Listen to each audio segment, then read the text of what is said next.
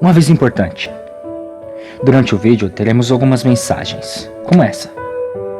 Se você conseguir decifrá-las, todas elas, e comentar aí embaixo o que eu quis dizer, você terá uma surpresa. Essa foi a única maneira que eu achei de vocês assistir o vídeo completo, então, boa sorte. Hush, little baby, don't say a word.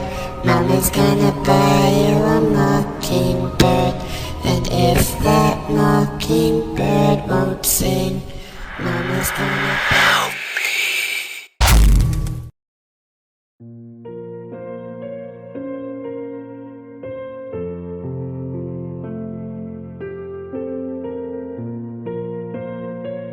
Você certamente deve saber que experimentos em humanos são polêmicos e em geral proibidos.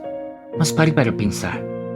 Será mesmo que testes são proibidos quando se tratam do interesse do governo?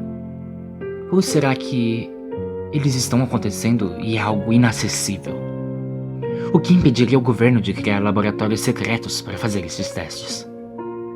Ou grandes empresas com poderes imensos e loucas para ganhar dinheiro? Se pegassem um mendigo na rua, ou comprassem um corpo no mercado negro que já nasceu como escravo, quem iria procurar? Alguém iria sentir falta? Eu acho que não.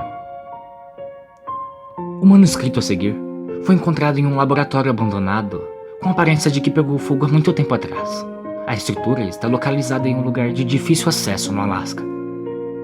Notavelmente, feito para não ser identificado ou encontrado. Havia 2 salas no laboratório. Uma, utilizada para contenção, que foi bloqueada quando conseguimos entrar. Tinha vestígios de sangue por toda parte, e ao lado, uma outra sala que podia ser observado tudo o que acontecia nesta. A princípio, não foi identificado para que serviu o laboratório, mas o texto deixado lá pode ser uma pista do que ocorria neste local. Junto ao texto havia as seguintes notas: não mexa no que não é seu. Mesmo os anjos podem ser demônios disfarçados. Não venha até mim. Eu sou tão bom quanto morto. No manuscrito foram encontradas as seguintes palavras: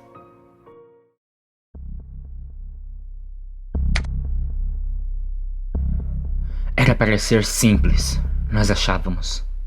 Pegue um pouco de cromossomos, os corte e coloque lá e uau! O ser humano perfeito. Eu ainda não tenho certeza do que deu errado. Talvez um erro de cálculo ou qualquer outra coisa fora do nosso controle. Quem sabe? Nós, quando eu digo nós, são alguns colegas meus que também são psicólogos e eu. Bem, nós estávamos intrigados com as emoções dos humanos. Raiva, desespero, euforia. Seria possível bloquear a mente em apenas uma emoção? Bloquear a mente em um estado de completa euforia, de um modo que nenhuma tristeza ou raiva ofuscasse o nosso pensamento? Teoricamente, sim. Eu não vou descrever os procedimentos da nossa experiência para você. Tanto porque não quero que você repita, e também porque eu tenho medo de que você enlouqueça ao saber as terríveis coisas que fizemos. Nós éramos ambiciosos, jovens. Nada poderia nos deter. E ninguém poderia nos dizer que estávamos errados. Tudo o que eu vou dizer é que nós pegamos algumas células troncos e alimentamos elas em fetos. O experimento foi chamado de The Angel Man Project. E o seu objetivo era criar um ser que sentisse apenas felicidade. Mas como sempre, algo deu errado. Terrivelmente errado. Metade das cobaias morreram instantaneamente, sem nenhum tipo de aviso prévio ou algum tipo de causa justa. A metade restante nasceram horrivelmente distorcidas. 3 nasceram bem. Perfeito, nós pensamos. Um ser humano com a capacidade mental superior a qualquer outro, devido ao seu estado sempre eufórico. Eles eram perfeitamente bem até os seus 18 meses de idade. E aí foi quando apareceram os primeiros sintomas. Falta de equilíbrio. dificuldade para dormir e comer, baixa capacidade de resposta. Todos nós, no fundo, estávamos em pânico, é claro, mas por fora, permanecíamos calmos e continuamos com o projeto. Nós deveríamos ter parado ali. Nós deveríamos ter pegado as cobaias, sacrificadas, queimadas, fechado o laboratório, mas não. Nós simplesmente continuamos. As cobaias só pioravam. Os movimentos deles se tornavam cada vez mais esporádicos. E eles ainda não proferiam nenhum tipo de palavra, embora pudessem rir. E eles faziam isso muitas vezes. Muito frequentemente, eu diria. Não um riso feliz, mas quieto. Quase que um riso nervoso e constante. Não importa o quanto a dor era infligida às cobaias. Eles simplesmente te encaravam e ria. Como se estivesse zombando de você. Chamando fútil as suas tentativas de prejudicar. Esperávamos que as cobaias tivessem uma capacidade extra de aprendizagem, mas o contrário ocorreu. O desenvolvimento mental delas era severamente atrasado. Elas não conseguiam prestar atenção em nada por pouco mais de 1 minuto, e então elas caíam em um profundo ataque de riso. Mas nós continuamos. Nós esperávamos que esses sintomas sumissem conforme as crianças ficassem mais velhas. Nós até mesmo demos um nome para o sintoma: Happy Puberty Syndrome. O porquê deste nome é bem simples. Os movimentos racionais das crianças faziam com que elas pareciam uns fantoches em algumas cordas. E então, nós continuamos. Após 5 anos no projeto, nós percebemos que não havia esperança. Nós não aguentávamos mais o riso incessante daquelas crianças. Era como se ela soubesse algo sobre nós. Algo que nem mesmo nós sabíamos. Olhar para uma criança e ver ela se contorcer esporadicamente e rir demais é uma coisa simplesmente assombrosa. 2 dos meus colegas já tinham saído, porque eles simplesmente não aguentavam. E o pior de tudo isso é que eu nunca mais ouvi falar deles depois disso. Provavelmente eles já estão mortos. As crianças não tinham falado por 5 anos. Apenas riam suas risadas condenadas. Nós entramos na sala para lhe dar o seu café da manhã. Ao abrir a porta, seus olhos se focavam em nós e elas se contraíram e riam. Elas riam e não preferiam nenhuma palavra. Nós então deixamos a comida na sua frente e saímos. A comida está com toxina que vão as matar em silêncio, sem nenhum tipo de sofrimento. Era uma coisa dolorosa de se fazer, mas tinha que ser feito. Contudo, não era tão fácil assim. Um dos meus colegas colocou a bandeja na frente dos garotos. E então o riso parou. O menino olhou para o meu amigo e seus olhos de repente ficaram escuros e sérios. E aquela risada incessante que nunca parava, finalmente parou. Eles continuavam a olhar para ele e se contorcer por um tempo.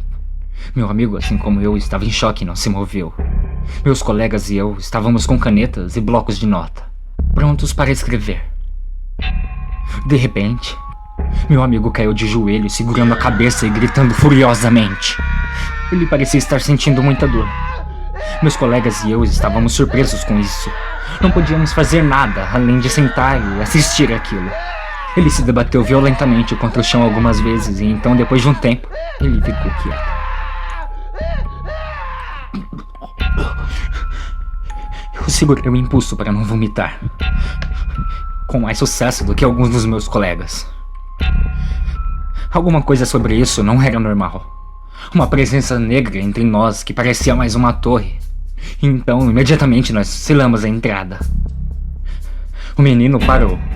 Ele olhou para a porta e, novamente, sorriu. Ele caiu no chão e começou a se contorcer e rindo loucamente dessa vez. Os outros 2, eles fizeram o mesmo. Depois de alguns minutos, o ajuste parou e eles levantaram, ainda se debatendo e rindo. As luzes se apagaram e eu ouvi batidas, vidros quebrando, gritos.